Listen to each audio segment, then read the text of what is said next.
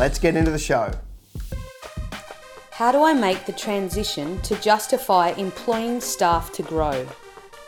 Scott Lawton, let me first give you a shout out. Pest control business in Rockhampton. I took this question. I get asked it all the time. You know, it's like, how do you juggle that transition? I'm too busy for one. I'm not busy enough for two, or something like that. And so I don't have the cash flow to make two, and so forth. It's probably the number one question I get asked at every event, every seminar, every keynote, every Q&A. And so, you know, that's why I keep having to address it. Scott, I want to be the merchant of truth. Okay, you know, there's plenty of books out there that will tell you it's all easy. You know, you've only got to work 4 hours a week and you'll be a millionaire. And you know, you can start a business and then from there on, you're gonna spend the rest of your time at the beach. And it's absolute rubbish. I personally think that the biggest challenge in business, the hardest stage, the biggest pinch point, is to go from 1 to 2 people or 2 to 3. That really early stage is the hardest point. You know, in fact, it's harder to go from single operator to 1 or 2 staff than it is to go from 100 staff to 200 staff. So you're right to ask the question. It's the toughest stage. But I also want to tell you, it's not going to be pretty. But this is a little bit about how it has to work if you want to go through. See, that's the reason why most people don't. They get to this pinch point. The pain of the process pushes them back to just, staying with whatever's, mediocre. They just want to stay where they are.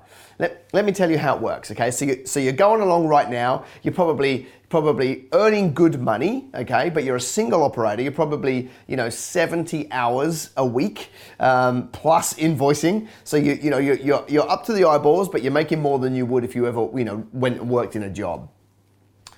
Well, if you're going to put on a staff member, there's one of 2 options. Raise capital, okay, to pay for them, which means you can keep your cash flow, or you have to use your cash flow. There's no genie in a bottle that you can rub to solve this situation. You've either got to go and get a loan or access some capital from somewhere and fund the next lot of wages, or if you can't do that or you don't want to do that, then you have to fund it out of cash flow.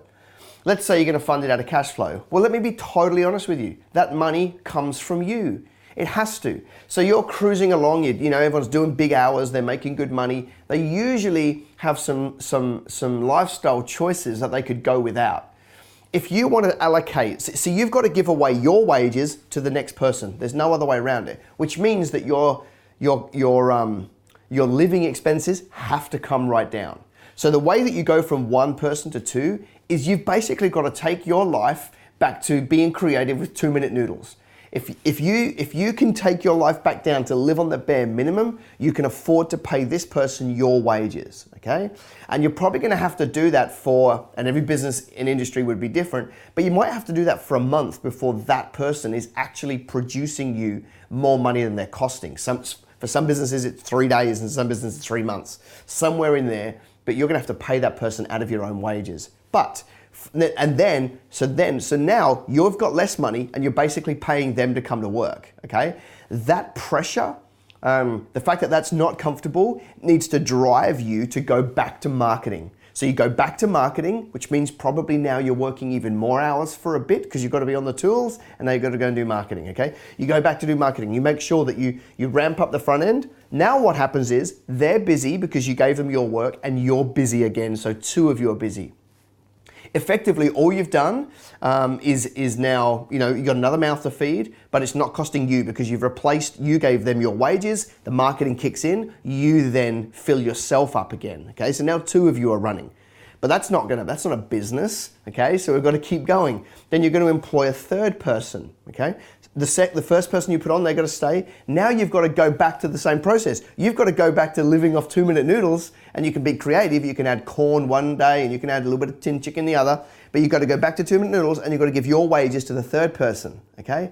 Then that pressure needs to push you to marketing to get the front end up, more AdWords, more Facebook, more referrals, so that 3 of you are now full. Okay? Now, at the point where 3 of you are full, the 4th person in doesn't require you to give away all of your income because you can take a little bit from person 1, a little bit from person 2 and 3, and pay person 4. And that's how it gets easier over time. Okay?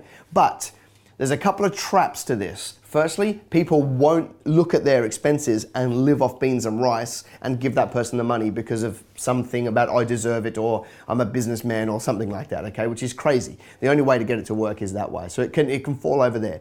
The second place this falls over is when we put on that second person and we give them our wages, the pressure doesn't drive us to go and do marketing. It drives us to go and have a soul consider in a corner, and then nothing happens, nothing grows. The minute you put somebody on, you've got to then go and do marketing to match. Then when that person's on and you're running, you put the next person on and you've got to go back to marketing, okay? So you're basically building a funnel, marketing at the front and management at the back, staff and capacity at the back. And you've always got to be jumping between those two.